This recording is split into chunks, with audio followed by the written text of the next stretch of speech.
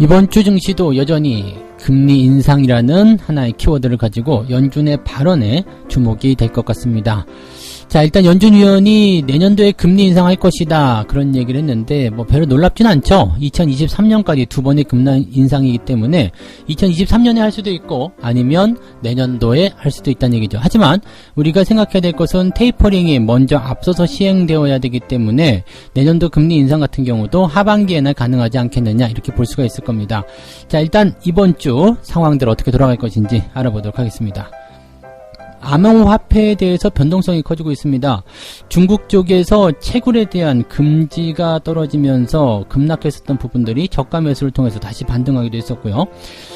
그 다음에 상패에 대한 리스크가 커져 있는 상태죠. 지금 업비트 쪽에서 무려 24개의 코인을 한꺼번에 상장 폐지하겠다.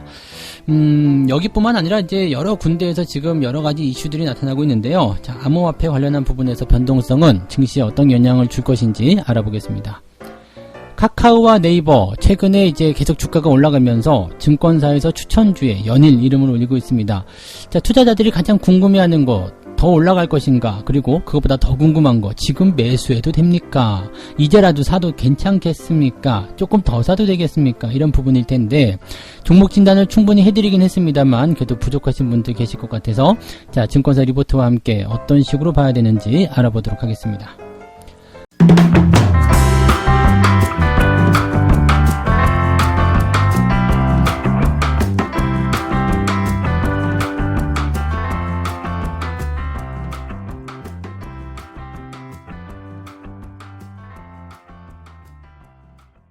네, 반갑습니다. 자, 오늘은 6월 21일입니다. 월요일이고요. 하지입니다. 하지는 낮의 길이가 가장 길다는 날이죠. 그래서 이제부터는 낮의 길이가 점점 짧아지겠죠? 짧아질 텐데 어쨌든 지금이 가장 긴 날이에요. 그래서 계속 길어지나요? 짧아지는 날이죠. 그래서 지금이 가장 낮의 길이가 기니까 왕성하게 낮에 활동들 많이 하시고요. 그만큼 밤이 짧아지기 때문에 네, 뭔가 좋은 일이 생기지 못할 수도 있을 것 같긴 한데 뭐 그런 것들이 알아서 다 하시고요. 어쨌든 애국하시는 그런 입장에서 오늘 월요일을 시작을 해보도록 하겠습니다. 애국? 네. 자, 오늘은 이제 윈도우 드레싱, 즉 월말의 첫 주간의 시작점입니다. 주가가 당연히 괜찮을 것이다 라는 생각 좀 해볼 수는 있겠죠. 지난주에 일단 FOMC 회의가 있었음에도 불구하고 시장이 그 충격을 잘 넘어갔어요. 그런데 이 후폭풍이라는 것이 굉장히 무섭죠. 지금 블러드 총재, 이 블러드가 이제 누구냐면은 세인트루이스 연준의 총재입니다. 그래서 이 사람이 이제 뭐라고 얘기했냐면 금리가 내년에 좀 오르지 않겠느냐 이렇게 얘기하고 있습니다. 연준이 이번 주에 다소 매파적으로 기운 것은 당연한 거 아니겠습니까? 금리는 내년에 오를 겁니다. 자, 내년이라고 이야기한 부분은 일단 1월이 될 수도 있고 12월이 될 수도 있습니다. 2022년 12월도 내년은 내년이거든요. 그래서 뭐 언제다라고 딱히 찝어낼 수는 없겠지만 내년에 할 수도 있다. 근데 이 정도는 우리가 예상할 수 있는 거고요. 도대체 그 시기가 언제냐 이거죠. 내년이라고 하니까 막연하게 그냥 6개월 후 이렇게 얘기가 나올 수 있는데 그거는 불가능할 거예요. 왜냐하면 지금 테이퍼링에 대한 논의를 위한 논의가 있어야 되겠다. 때문에 그 이전에 톨킹 오버 뭐 이렇게 얘기 나왔었잖아요. 그러니까 논의에 대한 논의 그것이 아직 시작을 안 했다는 얘기예요. 그러니까 이것이 이제 8월 정도에 시작할 것이다라고 되어 있는데 일단 논의를 시작한다라면 테이퍼링을 언제부터 시작할 것인지 거기에 대한 결정권 즉 회의를 진행하겠다는 얘기가 됩니다. 그러면 일단 8월까지는 테이퍼링 없다고 보셔야 되겠고 자 8월에 이제 그런 논의가 시작이 되게 되면 당장 내일부터 합시다. 사실 이렇게 안 되거든요. 그러면 상황을 봐가면서 뭐 10월이든 12월이든 아니면 내년 1월이든 이렇게 진행하자라고 될 겁니다. 그러면 테이퍼링이 어느 정도 진행되고 나서 거기에 대한 어떤 효과라든지 시장이 받아들인 쇼크 이런 것들을 다 감안해서 그 이후에 금리 인상이 일어나게 되거든요. 그러니까 지금 테이퍼링 같은 경우는 내년도 초에 진행될 것이다라는 전망이 있기 때문에 이렇게 된다라면 금리 인상 같은 경우는 그래도 내년 하반기 정도가 적당하지 않겠느냐 이 정도까지 우리가 예상하고 있어야 돼요. 그래서 금리 인상 빨라진다 뭐 여기에 대한 부분들 때문에 굳이 지금 당장 걱정할 필요 없겠고요. 당장 금리 인상할 수 있는 부분은 아니겠죠. 하지만 지금 현재 시점에서는 이제 이번 주에 연준 위원들의 연설이 굉장히 많이 준비가 되어 있기 때문에 약간 이 발언에 따라서 증시가 좋아졌다 나빠졌다는 움직임을 보일 수는 있겠다 이렇게 생각은 하실 수가 있겠습니다. 이번 주 한번 살펴보면은요, 지금 테이퍼링에 대한 우려감, 그 다음에 금리 인상에 대한 발언 등등등이 있을 것이고, 또 연준 위원들의 여러 가지 이제 발언들, 그런 것들이 이제 이번 주에 많이 나와 있습니다. 여기다가 또 한 가지, 반도체 쇼티지라고 써놨는데, 반도체 그냥 부족 현상이라고 보시면 됩니다. 쇼티지, 네, 영어를 굳이. 네, 반도체 부족 현상이 지속될 수 있다라는 부분들 때문에 자동차 공장이 멈춰선다거나 뭐 부담스러운 상황이 일어날 수 있겠습니다만, 어쨌든 뭐 그렇다고 하더라도 그것은 공급 부족 현상이기 때문에 어떻게 보면 수요가 늘어나고 있다, 이렇게 해석할 수도 있는 거거든요. 그 다음에 FOMC에 대한 그 연준 위원들의 발언들이 계속 이어지겠지만, 실질적으로 이제 가장 중요했었던 FOMC 회의가 나쁘지 않았다라는 거잖아요. 나쁘지 않게 마감이 됐다라면 그 부분에서 우리가 그렇게까지 걱정할 필요가 뭐 있겠습니까? 이렇게 생각할 수 있는 얘기가 되는 거고요. 또 한 가지, 국내 상황으로 보게 된다면 이제 반기말, 분기말, 월말 이렇게 되기 때문에 기업 실적이 지금 좋아졌다라는 것이 평가가 일단 대부분이거든요. 그래서 국내 기업의 이익 추정치가 높아지고 있다는 거. 그렇다면 기업의 실적이 좋아지는데 주가가 안 올라가면 되겠습니까? 라는 얘기를 해볼 수 있다는 얘기죠. 즉, 현재 이제 국내 증권사에서 바라보는 국내 시장에 대한 이야기는 해외 시장에서 뭐 그런 발언이 나오든 주춤거리는 모습이 나오든 관계없다. 그냥 우리나라는 우리나라 독자적인 부분들을 가게 될 것이다. 이익 성장치가 그걸 말해준다라고 되어 있습니다. 근데 지난주에 미국 증시가 제법 좀 큰 폭을 하락했거든요. 다우지수가 꿍 하고 떨어졌는데, 자, 이런 부분들이 아예 시장에 영향을 안 줄 것이냐에 대한 부분은 글쎄오시다거든요. 그리고 지금 그렇게 주가가 하락한 이유는 아까도 말씀드렸듯이 금리 인상이 조금 더 빨라진다라는 부분이었거든요. 그래서 이런 얘기들, 금리를 인상하게 되면 이제 나스닥 쪽이라든지 성장주 이런 부분이 안 좋아지게 될 테고요. 그 다음에 다우지수가 나스닥보다 조금 더 많이 하락한 듯한 모습이었는데, 다우지수가 많이 빠지는 것은 경기에 대한 우려감도 같이 있다는 얘기죠. 경기도 우려감이 있고 여기다 금리 인상까지 들어가게 되면 부담스럽다라는 전망이 나올 수 있겠습니다. 근데 국내 증권사에서는 일단 증시가 걱정 없다라는 이야기로 가고 있기 때문에, 글쎄요, 일단 윈도우 드레싱에 대한 어떤 기대감을 가지고서 이야기하는 것인지, 아니면 그냥 단순하게 실적만 바라보고 해외 시장은 됐어, 걔네는 걔네, 우리는 우리, 이런 식으로 얘기하는 것인지, 요거는 조금 더 지켜봐야 되겠습니다만, 제가 보기에는 그게 만만치는 않을 것 같아요. 네, 월요일날 장세 흐름이 일단 거래량도 적은 상태에서 해외 시장의 하락 마감, 그렇다면 약간 경계심을 가지고 시작할 거거든요. 거기에다가 연준 위원들의 발언들 예상되어 있다면 살짝 조심해야 되지 않겠느냐라는 생각을 조금 해볼 수는 있겠습니다. 그리고 이제 가장 중요한 부분 중에 하나가 이제 파월 의장의 발언인데, 이제 22일 날, 우리나라 23일쯤 되겠죠. 이때 코로나와 연준의 대응이라는 그런 주제로 청문회를 진행한다고 합니다. 그럼 여기 코로나가 이런 상황인데 연준은 왜 가만히 있습니까? 연준이 하고자 하는 것은 무엇입니까? 라고 물어볼 때 약간 더 매파적인 발언을 내세울 수 있을 것인가? 근데 지금보다 더 금리 인상할 수도 있습니다. 뭐 물가가 계속 올라가니까 여기에 대한 대응을 필요합니다. 뭐 테이퍼링에 대한 논의합니다. 이것보다도 더 공격적인 발언이 나올 수 있겠느냐? 그건 좀 어렵지 않겠느냐? 그런 얘기가 나오는 거고요. 이 청문회적인 부분에서 본다라면 당장 해야죠. 네, 금리 인상 바로 해야죠. 이렇게 얘기할 수가 없는 게, 왜냐하면 지금까지 자기들이 얘기해온 게 있잖아요. 인플레이션 일시적이니까 걱정할 거 없어요. 금리 인상 나중에 할 겁니다. 정책 변하지 않습니다라고 계속 얘기해 왔었던 부분인데, 너희들만 들어보니까 그런 것 같아. 그러면서 이제 당장이라도 금리 인상하든지 뭐 정책적인 요소들을 내가 하겠습니다. 내가 그동안 잘못 생각했네요 라고 청문회에서 이야기하겠냐 이거죠. 그렇게 못한다는 이야기입니다. 그래서 약간은 더 비둘기적인 이야기가 나올 것이다. 그래서 약간 시장을 좀 안정화시켜주는 내용이 나오지 않겠느냐. 그러면 시장에는 긍정적인 영향이 나올 것이다. 이렇게 전망이 되고 있는 거죠.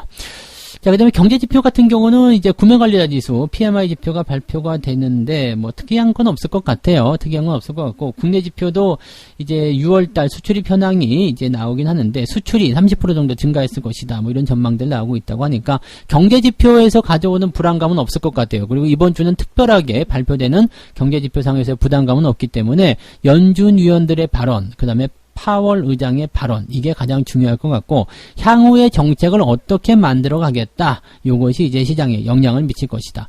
그러면 사실 뭐 아직까지는 걱정할 필요는 없을 것 같아요. 그죠? 지금 연준 입장에서는 뭐 그럴 수도 있다 저럴 수도 있다 얘기하는 거지만, 그럴 수 있다 저럴 수 있다는 일단은 말일 뿐이고요. 파월 의장의 발언이 가장 중요한 부분인데, 이 사람이 강력한 매파 발언을 하기는 어려울 것이다. 약간 비둘기적이 될 것이다. 이렇게 본다라면 일단은 연준이 바라보는 입장은 지금 당장 뭔가 공격적으로 들어가기는 어렵다라고 봤을 때 시장이 그런 것들을 긍정적으로 받아들일 수 있다는 얘기가 되겠죠. 월요일 같은 경우는 지난주부터 끌고 들어온 미국 시장의 변동성을 통해서 약간 부담스러울 수 있겠습니다만 주 후반으로 갈수록 뭐 이런 변동성이 좀 줄어들게 될 테고 윈도우 드레싱 월말에 가까우면서 주가를 조금 지켜주려는 움직임이 나올 겁니다. 그래서 하락에 대한 어떤 부분보다도 일단 빠지려고 하면 받아주는 그런 형태의 모습 그런 것들이 나오지 않겠나 생각됩니다. 그러면 여전히 뭐 소비주라든지 이런 개별주 중소형주의 움직임들은 더욱더 괜찮아지지 않겠는가 생각됩니다. 아직까지는 추세가 좋은 흐름을 보여주고 있기 때문에 긍정적으로 보시는 게 유리할 것 같습니다. 네. 자, 그러면 이제 두 번째 이야기 한번 가볼까요? 네, 비트코인. 가상화폐 관련한 부분인데 지금 비트코인이 크게 하락했다가 소폭 반등하는 모습으로 이제 낙폭을 회복하는 그런 흐름으로 진행되었다라고 되어 있습니다. 지금 보면은 이제 비트코인의 어떤 변동성을 보게 되면 이제 중국에서 지난 주말이었던가요? 네, 지난주 지금 스촨성에서 뭐라고 나왔냐면 관내에 있는 비트코인의 채굴업체에게 폐쇄 명령을 내렸다. 그래서 6% 정도 급락을 했었고요. 뭐 그런 부분들이 이제 급락을 하다 보니까 거기서 받아주는 형태로 저점 매수가 들어왔다. 뭐 이렇게 해서 뭐 등락을 거듭하는 모습이 좀 나타났었는데 지금 스촨 정부가 관내에 있는 26개 채굴업체에게 모두 즉각적인 폐쇄를 명령했다. 중앙정부가 지금 비트코인에 대한 거래부터 시작해서 채굴 금지에 대한 이야기가 나타났는데 이 지방정부가 당연히 따라가야 되겠죠. 그래서 지금 그런 것들을 진행하는 모습이 나타나면서 부담스러워졌다. 근데 지금 스촨성은 이 비트코인의 주요 채굴지로 지금 구분이 되어 있기 때문에 스촨성을 갖다가 때려버렸다라는 것은 지금 보면 중국의 주요 채굴 장소가 스촨성, 윈난성, 신장자치구, 내몽고자치구 이렇게 되어 있는데 스촨성 일단 때려 부셨잖아요. 그러면은 다른 지역으로 퍼질 수 있다. 그러면 채굴에 대한 부분들이 이제 확실하게 뭐라 그럴까요? 방어적인 부분이 되는 상황이 좀 될 수 있는 거고 어쨌든 채굴이 안 되게 되면 뭐 당장 거래 같은 부분들도 줄어들게 될 테고요 등등의 얘기가 나오겠죠. 그래서 중국 정부가 이제 비트코인 뿐만 아니라 뭐 암호화폐 전반에 걸쳐서 계속적으로 이런 제재를 가할 것이다라는 또 그런 것이 현실화되고 있다라는 부분들이 시장에 조금 악재로 작용이 되었다라고 생각하시면 될 것 같아요. 네. 근데 이제 비트코인이 또 내려가면 내려가면은 다시 올라오겠지 뭐 가격이 싸졌네라고 생각하면서 들어온 사람들이 또 있기 때문에 저가 매수세를 통한 또 반등도 나오고 있거든요. 그러니까 그런 부분들이 같이 나오면서 이거 비트코인이 좋은 거야 나쁜 거야 해도 되는 거야 마는 거야 이런 이야기들 나오고 있는데 약간 더 구체적인 악재가 하나 더 나왔죠. 자, 지금 업비트 쪽에서 그 상장 폐지에 대한 이야기 업비트 국내에 있는 거대 가상화폐 거래소로 되어 있습니다. 이 업비트가 가상화폐 24종을 상장 폐지한다고 공지를 했습니다. 이게 지난 금요일날 이야기예요. 그 다음에 빗썸 역시도 17일날 가상화폐 4종에 대한 거래 지원 이 거래 지원이 중단되는 것이 바로 상장 폐지입니다. 그래서 이것을 갖다 던지겠다라고 되어 있고요. 자, 각 거래소들이 지금 이런 그 가상화폐를 무더기로 상장 폐지하는 것에 따라서 개인 투자자들은 어마어마하게 불만이 생기고 있습니다. 지들이 좋다라고 이벤트하고 막 사라고 부추길 때 언제고 지들 마음대로 상장 폐지해버리냐 이런 거겠죠. 그러니까 제가 만약에 성투코인 하나 만들어가지고 여러분 성투코인 제가 계속 끌고 갈 겁니다. 여러분 이 성투코인이 지금 가지고 있는 매력이 엄청나요. 사세요. 뭐 지금 하나 사면 1+1 하나 더 드려요. 그래가지고 잔뜩 팔아먹었어. 그리고 나서 사람들이 조금 모여가지고 주가가 좀 올라가니까 상장 폐지요. 이렇게 되면 어떻게 될까요? 네, 코인을 만든 사람들은 돈을 벌었겠지. 왜? 넘겼을 테니까요. 그 다음에 거래소도 수수료를 띄어먹기 때문에 돈을 벌었겠죠. 누구만 돈 잃었을까요? 개인 투자자들만 왕창 손해를 봤을 거란 얘기죠. 지금 보면은 이제 업비트에서 원화거래가 중지된 페이코인의 경우에는 네, 1628%. 네, 2월 27일 이거 뉴스에 나왔었죠. 어마어마하게 상승했었고요. 그 다음에 빗썸에서 지금 오로라 상장 폐지죠. 거래 지원 중단이니까 오로라에 대한 부분이 올해 초에 1,000원이었는데 지난 4월에 13,000원대까지 급등한 뭐 이런 식의 상황들인데 거기서 물린 사람들은 답이 없는 거죠. 상장 폐지까지 돼버리면 답이 아예 안 나오는 상황이 되지 않겠습니까? 그래서 지금 이 가상화폐 거래에 대해서 불신들이 자꾸씩 생겨나고 있죠. 불신뿐만 아니라 지금 와장창 물려버린 분들 입장에서는요, 열받는 상황이 좀 되는 거예요. 그리고 이 거래소에 대해서 이제 믿음이 안 가다 보니까, 이제 화폐하면 안 되겠다. 가상화폐하면 안 되겠다. 이 코인에 투자하면 안 되겠다. 이렇게 생각하시는 분들 많이 계실 거예요. 뭐, 다른 분들 같은 경우는 지금도 기회다, 뭐 이렇게 생각하실 수도 있겠습니다만, 글쎄요, 지금은 일단 대다수의 사람들이 코인에 미쳐 있다가 정신이 계속 돌아오는 것 같죠. 주식격언에 이런 게 있습니다. 집단으로 미치고 한 사람씩 제정신으로 돌아온다. 지금 그런 과정이 있지 않을까 생각됩니다. 그러면 이렇게 코인에서 빠져나온 자금들, 물론 다 털려버려서 돈이 한 푼도 안 남을 수도 있겠습니다만, 코인에서 이제 빠져나온 자금들은 어디로 갈까요? 증시로 들어올 수 있다는 얘기죠. 증권시장에 들어오게 된다면 그 역시 거래대금의 증가로 이어질 수 있다라고 생각하시면 될 것 같아요. 아무래도 이제 코인이 잘 나가게 되면 증권시장의 거래량이 좀 줄어들게 되는데, 코인 시장에 리스크가 많아져. 요즘엔 코인 한다 그러면 도시락 싸갖고 다니면서 말리잖아요. 너 그거 하면 큰일 나. 이렇게 얘기 나오니까. 뭐, 그렇기 때문에 바닥에다가 하시는 분도 있을 수 있겠습니다만, 저는 뭐 코인에 대해서는 자세히 모르기 때문에, 네, 뭐 더 이상 코멘트는 하지 않겠습니다만, 일단 하락이 다 멈췄다고 보기는 좀 어려울 것 같기는 해요. 그래서 어쨌건, 지금 그쪽에서 빠져나온 자금들은 이제 증시로 들어올 수 있는 가능성이 높아졌다라고 볼 수가 있겠죠. 뭐, 부동산으로 갈 수도 있겠습니다만, 증시로 들어오게 된다라면, 그 부분이 어떤 식으로 받아들여질 수 있을까요? 네, 거래량의 증가와 함께 매수 유입으로 진행이 될 수 있겠죠. 그래서 코인 하시는 분들이 약간 죄송한 이야기일 수도 있겠습니다만, 코인 시장의 변동성 증가와 그 다음에 그 가격대 하락은 증시에게는 약간 도움이 될 수 있는 내용이 될 수 있겠다. 이렇게 생각하시면 되겠습니다. 그리고 이렇게 규제가 계속 들어오게 되고 중앙정부가 인정을 안 해주는 상황이 벌어지게 되면 코인들이 그렇게 자생하기가 어렵지 않겠나 생각되고, 중앙정부에서 발행하는 디지털 화폐라는 것이 발행이 되기 시작하면 코인 쪽은 점점 더 설 자리가 없어지지 않을까, 그렇게 한번 생각을 해봅니다. 그래서 분석 같은 것보다도 그냥 뭐라 그럴까요? 트레이딩적인 요소가 굉장히 강하기 때문에 일단 리스크가 굉장히 크다라고만 생각하고 대응을 하시면 될 것 같습니다. 코인보다는 주식이 훨씬 낫지 않을까, 저는 그렇게 생각합니다. 네. 자, 세 번째 이야기 넘어갈게요. 반년 사이에 쾌속 질주한 카카오와 네이버, 지금도 사도 괜찮겠습니까? 이런 분들이 꼭 계시긴 해요. 많이 올라간다면, 제가 추천을 나갔을 때는 매수하고도 괜찮겠다 생각될 때는 주가가 낮은 수준이잖아요. 근데 그때는 안 사고 지켜보죠. 그러다가 계속 올라가. 그러다가 막 시끌시끌해지고 뉴스에 나오고 막 난리가 나고 막 그러면 그때서야 슬그머니 지금이라도 사도 괜찮을까요? 그때 못 샀는데요. 라고 물어보시는 분들인데 너무 얄밉죠. 그럼 안 돼. 아시죠? 네. 성대모사 하나 해드려요? 안 돼! 그렇게 높은 데서 사면 무조건 물려. 안 돼. 그렇게. 누군지 아시겠어요? 네. 아무튼 안 되는 거예요. 이거는 안 되는 거죠. 지금 일단 뭐 더 올라갈 수 있다고도 쳐요. 네, 더 올라갈 수 있다고 생각을 합니다. 근데 그거는 이제 가지고 있는 분들에 대한 영역이지 신규 접근자의 영역이 아닙니다. 지금 카카오가 반년 사이에 2배 가까이, 근데 뭐 몇 년 전으로 가게 되면 더 많이 올랐고요. 네이버 역시도 연초 대비해서 무려 35%나 올라왔습니다. 굉장히 강하게 상승하고 있는 거고요. 플랫폼 싸움인 거죠, 지금.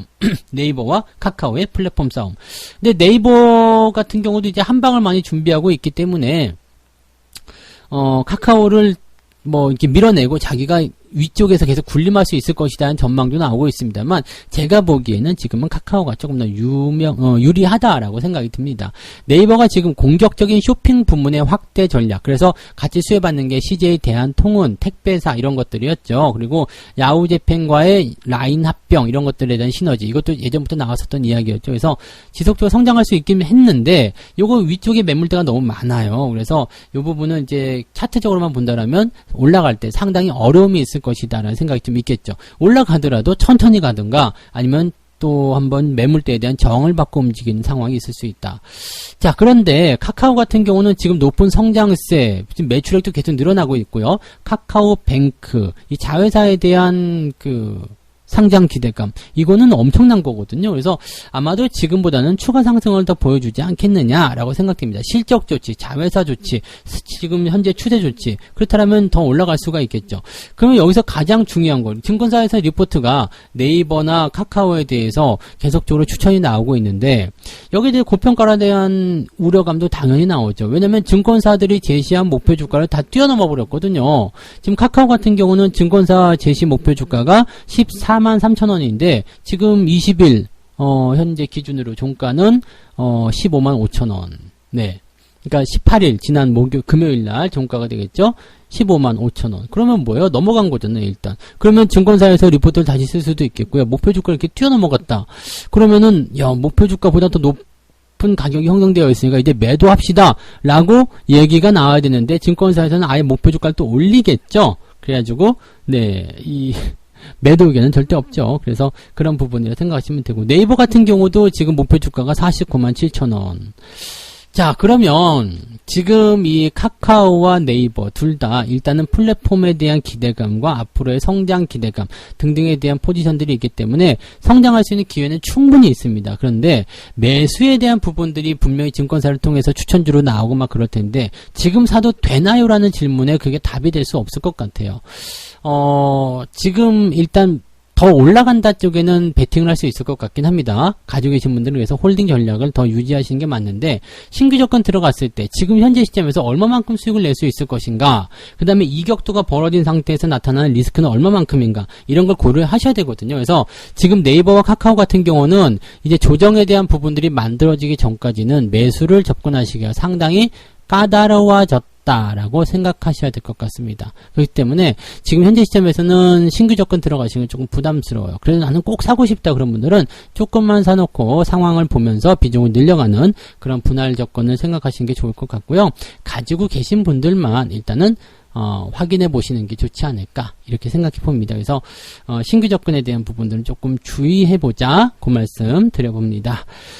자, 그래서 오늘 총 3가지 이야기 전달해 드렸습니다. 내년에 금리 인상할 수도 있다라는 연준 위원의 발언이 있었으면서 시장에 어떤 변화가 좀 이끌어지는 그런 상황이었는데, 자, 우리나라도 지금 주 초반에 약간의 영향은 받을 것이다 생각됩니다. 근데 이번 주는 이때 월말 윈도우 드레싱에 대한 부분들이 있기 때문에 또 이번 주에 예정되어 있는 중요한 이벤트 별로 없어요. 그냥 연준 위원들의 발언, 파월 의장의 발언인데, 연준 위원들보다도 파월 의장의 발언이 더 중요하죠.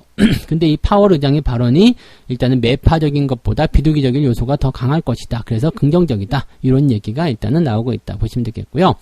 자, 암호화폐에 대한 부분들은 중국의 채굴 금지 그리고 상장 폐지에 대한 리스크에 노출이 되면서 변화가 커지고 있습니다. 암호화폐를 글쎄요, 지금 투자하시기는 애매하지 않을까. 지금 저가 매수해서 매수해서 수익 내려고 하시는 분들 계실지 모르겠지만 단기적으로 많이 변동성이 있어서 수익을 잘 내시는 분은 상관없겠지만 좀 손이 느리신다거나 아니면 매매에 그렇게 적극적으로 참여하지 못하시는 그런 분들 같은 경우는 매매를 들어가지만 크게 다칠 수가 있겠죠. 그래서 자금이 좀 빠져나오는 구간들인데 코인 쪽에서 시장의 변동성이 계속 커지게 된다라면 증시에는 도움이 된다라고 보시면 되겠고요. 자, 카카오와 네이버 지금 계속 올라갈 수는 있을 겁니다. 긍정적인 어떤 기대감 계속 있는데 매수를 해도 된다라는 부분에 대해서는 그건 아닐세라고 얘기를 해드리고 싶은 거죠. 그래서 신규 매수는 조금 참아주세요 라고 말씀을 드려보겠습니다. 자, 책 한 곡지 읽고 마무리하도록 하겠습니다. 갑자기 50달러에서 70달러로 뛰어오르는 주식은 없다. 다시 말해서 상승세를 타고 50달러까지 오른 주식이 다시 45달러로 후퇴하는 현상은 마치 무언가가 도약을 준비하기 위해 움츠러 있는 것과도 같았다. 이건 뭐냐면 증시가 올라가면서 약간의 변동성을 보이는 구간에 대해서 말하는 거예요. 즉 상승을 계속할 수 없기 때문에 약간 올라간 다음에 다시 들어오는 거거든요. 들어올 때 여러분들이 끝났나요? 라고 물어보실 수 있겠는데 이때는 뭘 보시면 되냐면 추세를 보시면 됩니다. 추세 이평선까지 다 끌려 내려가면서 데드크로스 발생되고 더 빠지는 모습이 나오게 되면 이거는 끝난 거다라고 보셔야 되는 거고요. 추세가 살아있는데 올라가다가 다시 내려왔다. 그리고 지지선대 유지 잘해주고 있다. 그러면 이 종목은 더 가는 거예요. 그래서 지금 추세가 좋은 종목들은 어지간하면은 팔지 말자. 이렇게 말씀을 드리고 있는 게 그런 얘기죠. 시장 상황이 괜찮다라면, 나쁘지 않다라면 보유하고 계신 종목들은 변동성이 있더라도 바로바로 회복을 해줄 겁니다. 그래서 지금은 잘 버티시고요. 잘 들고 가시는 게 유리하다. 그 말씀을 드려볼 수가 있겠습니다. 자, 월요일이기 때문에 거래량이 좀 줄어들면서 약간의 변동성 예상되고 있습니다. 그래서 아침 시점에서 좀 들쭉날쭉 하더라도요, 일단은 잘 참고 넘어가시고, 오늘 같은 날은 오후 시점에서 대응을 하시는 게 조금 더 유리하실 거라고 생각이 됩니다. 그래서 그런 부분들 참고하시면서 전략 짜시기 바랍니다. 오늘은 아침 9시에 무료 라이브 진행됩니다. 그래서 이따가 9시부터 라이브 방송 진행되니까 많이들 참여하셔가지고요. 같이 변동성 장세를 또 이기는 그런 전략들을 세워보시면 좋겠습니다. 이따가 뵙겠습니다. 고맙습니다.